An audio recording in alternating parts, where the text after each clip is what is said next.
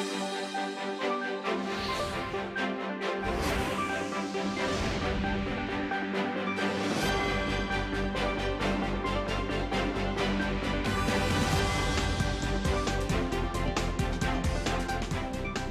morning. It's June 15th here in Seoul, and I'm Kim Dami. We begin with these stories making the headlines at this hour, starting with the U.S. Federal Reserve's rate freeze. The central bank decides to leave interest rates unchanged at a range of 5% to 5.25%, but also signals 2 more increases are likely this year. The U.S. Secretary of State will visit China this weekend for the first time since 2018.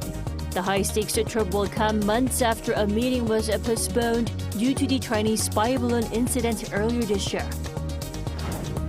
And starting today, the South Korean government will carry out a daily weekday briefing on the Fukushima wastewater as part of efforts to ease public concern ahead of Japan's release of decontaminated water this summer.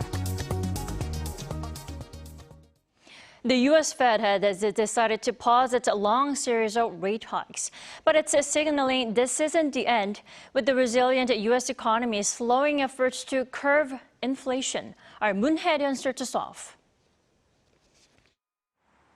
The U.S. central bank has kept its interest rates unchanged for the first time in 15 months, but says more rate hikes are likely before the end of the year.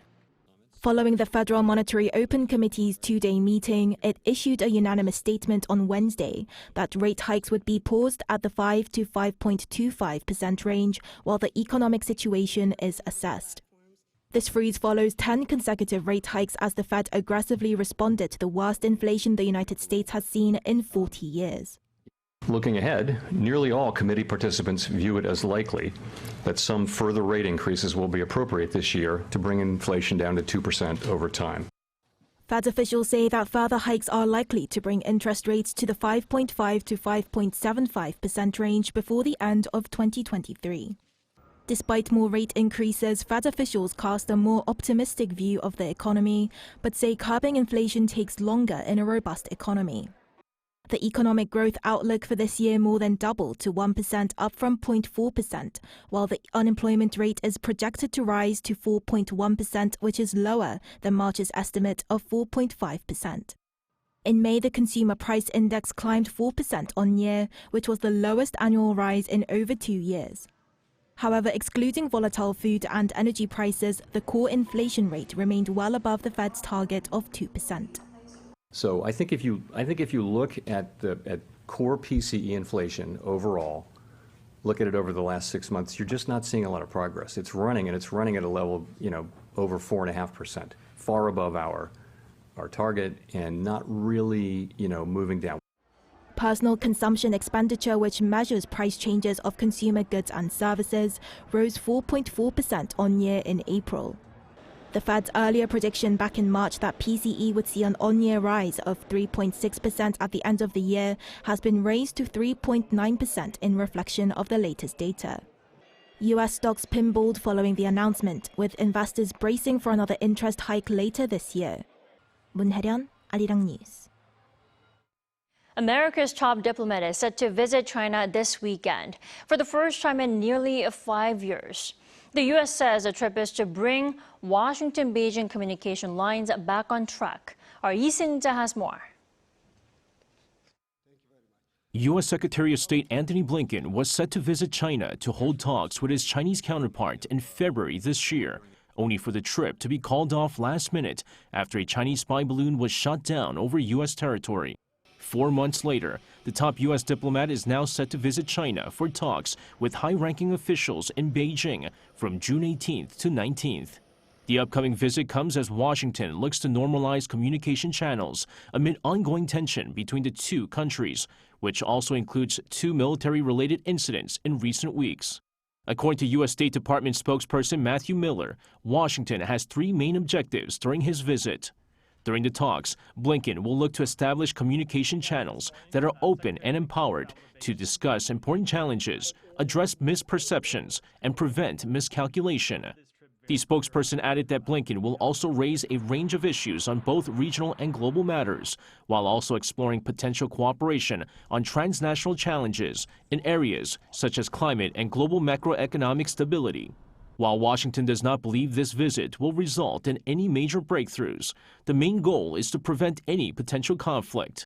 With the visit to Beijing, Blinken will be the first U.S. cabinet official to travel to China under the Biden administration and the first from any government since 2019. Lee Seung-jae, Arirang News. Starting Thursday, the South Korean government will hold a daily weekday briefing on the release of the Fukushima wastewater. According to the Office for Government Policy Coordination, details of the daily briefing will be announced at the Seoul government complex this morning. It added that it will also discuss seafood safety management. The decision comes as Japan is quickly moving to release the contaminated water into the ocean, with the South Korean government looking to quell rising public concerns. And the questioning over the Fukushima wastewater continued on the last day of the interpellation session here in South Korea. Policies for the marginalized, like those with disabilities, also topped Wednesday's session. Lee Si-hoo reports. Rival lawmakers grilled government officials on issues directly pertaining to South Koreans' lives, and among them was the People Power Party's Kim Ye-ji. A person with a disability myself and also a list member. I'm going to ask questions on the government's role and direction regarding policies for the disabled. Kim asked Prime Minister Han Duck-soo, representing the government at the parliamentary session, about the Yoon administration's direction and plans for policies for the disabled. We are working hard to increase the related budget. We are also working on expanding support for the disabled's health, care, and personal budget system. We will actively communicate with those with disabilities to carry out our assignments and develop various policy alternatives. And as was the case in the previous two sessions of questioning, another hot topic was Japan's plan to release wastewater from the destroyed Fukushima nuclear power plant. Japan has chosen the cheapest and easiest way to make up for the nuclear plant disaster. I think this will set a bad example globally. What do you think? If it's done in a non-scientific way that harms the people around the world, there are international systems to discuss and file complaints, for example, through the International Tribunal for the Law of the Sea. Other questions asked involved the government's aftercare for those affected by the Itaewon tragedy late last year and the need for the protection of press freedom. Lee Si-hoo, Arirang News.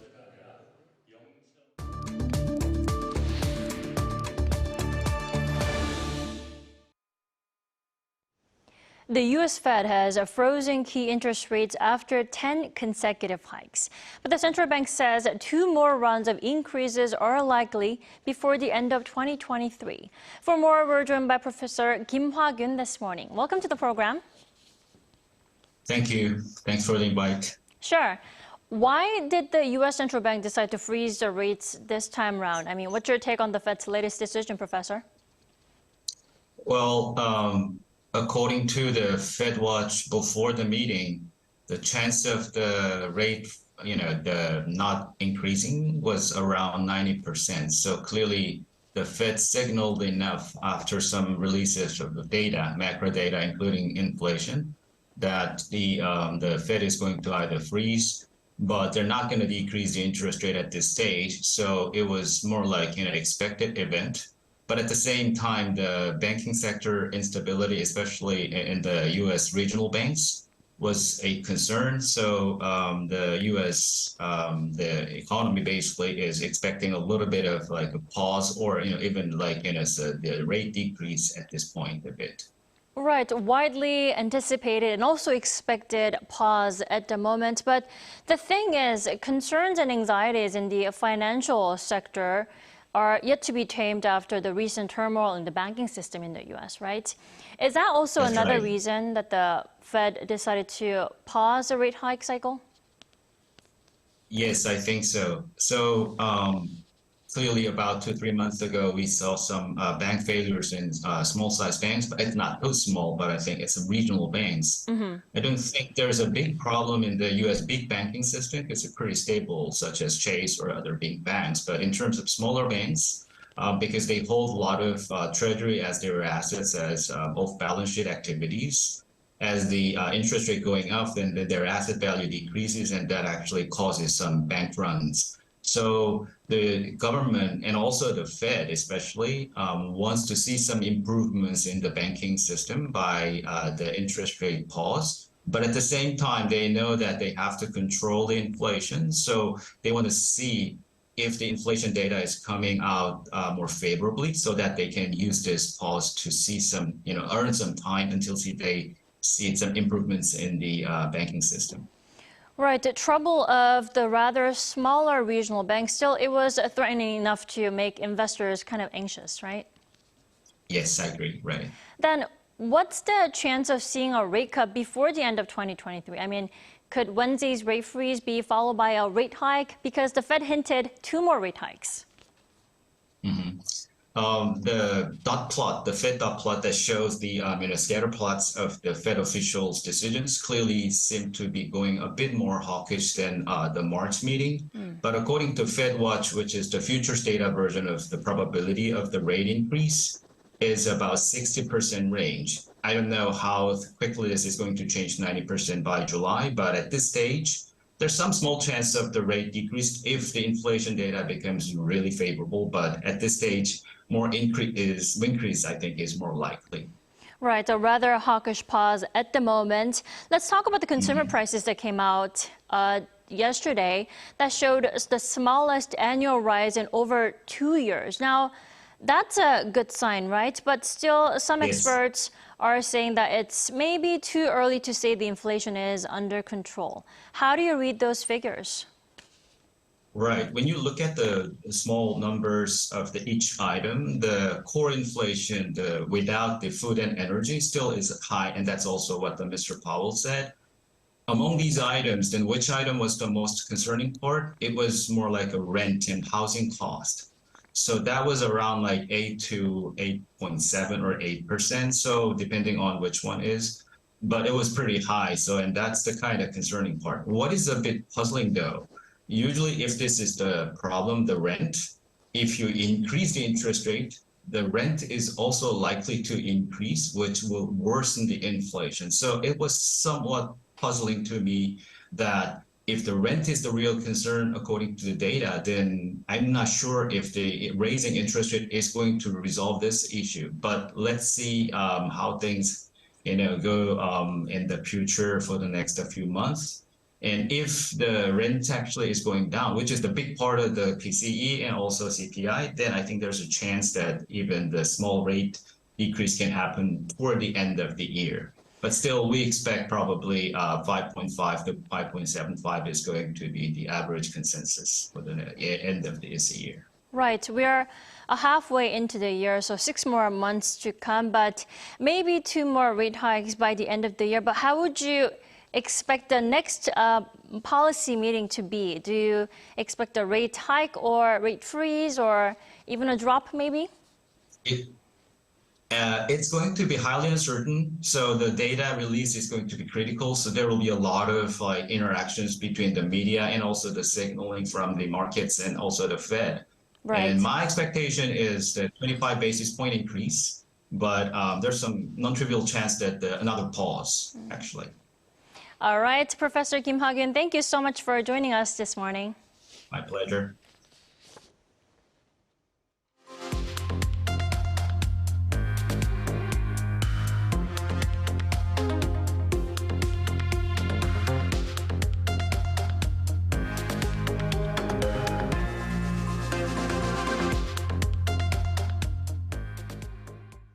Every year, cultural leaders around the world seek and explore ways to promote cultural exchanges and communication. This year, such a forum took place at the residence of the French ambassador here in Seoul. Our Choi Soo-hyung was at the Cultural Communication Forum. Hidden talent, the joy of sharing. The Korea Image Communication Institute held its annual Culture Communication Forum on Tuesday night. The event was held at French ambassador's residence and was attended by ambassadors and cultural leaders from countries such as Germany, Italy, and Switzerland.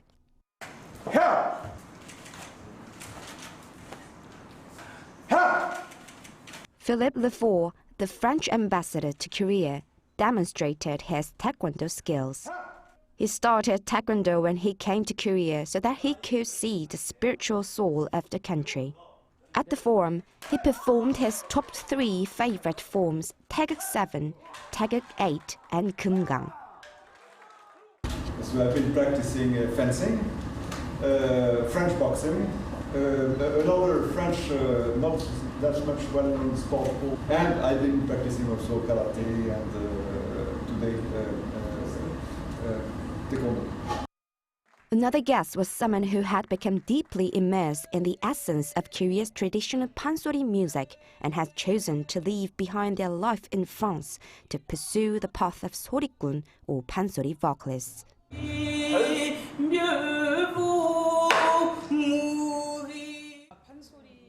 I was attracted to pansori at the Korean Cultural Center in 2016. As I continue to do it, it feels like therapy to help me heal my heart. The German ambassador played Chopin's Nocturne No. 20, which he said always gives him unbelievable moments. A magician, Edward Guan, performed his magic tricks for the crowd. The chairman of CICI said she hopes more people can share their love of Korean culture with the world. It is a universal wish to live a long life with a young heart. To do so, I believe it is essential to be positive, communicate well, and share with others. That is why we prepared the hidden talent today. The CICI's annual forum aims to become a cultural stepping stone between Korea and the world. Choi Soo-hyung, Arirang News. 1 in 4 families in South Korea has a pet. Not only are their pets cute and loving, but they have also become actual family members, which is why services for them have become more available, like this doggy school our Kim Jong-sil went to. Welcome to a kindergarten for dogs. From 9 a.m. till noon, all dogs of different shapes and sizes come in to spend another day. One of the largest kindergartens for dogs here in South Korea, this place offers various activities conducted by trainers and medical assistants from professional vets. More than 130 dogs come to this kindergarten for daycare, exercise, and other activities. It might not be cheap, but customers say it's worth it. Leia is my beloved daughter and my best friend who understands me better than anyone. We are very satisfied with the training she gets here in terms of socializing and etiquette. The kindergarten principal said he has seen many changes in pet culture over the past few decades. In the past, people used to buy puppies impulsively and abandon them if they didn't behave. But nowadays, more and more people adopt them as part of their family. I consider my dog as a family member for life, so I want to give them the best possible care, just as I did to my children and my grandchildren if I have some in the future. According to this year's Korea Companion Animal Report by KB Financial Group, 81.6% of owners said they consider their pets as family members. The report also said pet owners spend an average of $120 per month. That's more than $1,400 per year. The overall cost of raising a pet has increased, starting with adoption, nurturing, and medical treatment. There's also huge room for funeral costs to grow in the future. All of this spending is due to the fact that many people deem pets as part of their family. However, in South Korea, pets are still considered property according to the law. Experts said changes might be necessary as they are becoming a bigger part of many people's lives. Kim Jong-sil, Arirang News.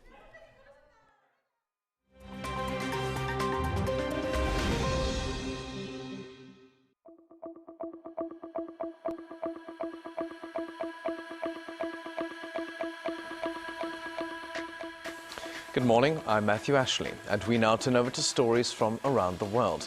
We begin in Belarus, where President Alexander Lukashenko on Wednesday said the country has begun accepting the delivery of Russian tactical nuclear weapons. Now, the weapons are short-range and less powerful than strategic nuclear weapons and could potentially be used on the battlefield. The delivery marks the first time since the fall of the Soviet Union that Russia has moved such weapons outside of its borders. They will be stored in Belarusian nuclear storage facilities. Now, Russian President Vladimir Putin has justified the move, pointing at European countries that host U.S. nuclear weapons. Lukashenko also noted that Belarus would not hesitate to use the weapons if it experiences aggression. Russia, meanwhile, has maintained that it will retain control of the weapons. Now to Greece, where at least 79 people have died and hundreds more are missing after an overloaded boat carrying migrants capsized off the country's south coast. Over 100 others have been rescued. The boat was spotted on Tuesday in international waters. According to the local Coast Guard, the boat refused help, possibly due to fears over Greek practices pushing migrants back. A few hours later, it capsized. The boat was bound for Italy from Libya and was carrying mostly men in their 20s. Survivors say that most women and children who had been on the ship died. They had been further inside the boat at the time of the capsize.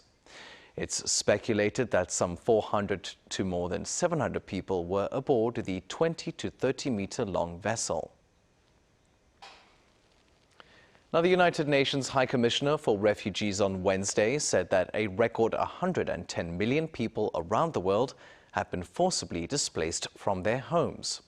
According to the UN Refugee Agency, the war in Ukraine, conflict in Sudan, and refugees fleeing Afghanistan has pushed the number to a new high. 62.5 million were displaced within their own countries, while 35.3 million were refugees fleeing abroad. It's feared that the figure will increase further, as the agency's chief said global emergencies had increased as much as fourfold in recent years. The number of displaced people was 108 million at the end of last year. Forcible displacement usually occurs as a result of persecution, conflict, or human rights violations. And finally, a letter penned by classical composer Mozart over drama in his love life could fetch between $300,000 and $600,000 US when it goes under the hammer in July in an auction hosted by Sotheby's in London. Now, the two-page letter was written in the summer of 1782, when Mozart was 26 years old. It shows the Austrian composer asking a friend for advice over a misunderstanding he had with his future mother-in-law. Mozart was reportedly worried that she would send the police to take his fiancée away and ruin his reputation. Fortunately, the couple got married shortly after the letter was written. They stayed together until Mozart's death at the age of 35. While Mozart is known to have written many letters, it's rare to see them go to auction.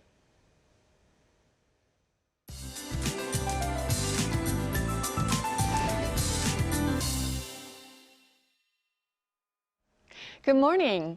I have been telling you the same weather information for the past few days, passing rain with thunderstorms, and it's another repeat for today. Scattered storms could bring hail to some parts of the country with up to 60 millimeters of rain in the forecast, so you could get soaked once it starts to rain, so please keep a small umbrella handy. Temperatures should gradually warm up as we head into the weekend, and by Sunday we'll be seeing scorching highs of 32 degrees here in Seoul. Morning temperatures are similar to yesterday, while inland regions are having foggy conditions. Highs will then go up to 28 degrees in Seoul, which is about 3 degrees higher than yesterday. Air quality will be decent nationwide, but the ozone level and UV rays will be high during the day today. Tons of sunshine will be in effect for much of Korea from tomorrow. Meanwhile, Jeju Island will see rain early next week. That's Korea for you, and here's a look at the international weather conditions.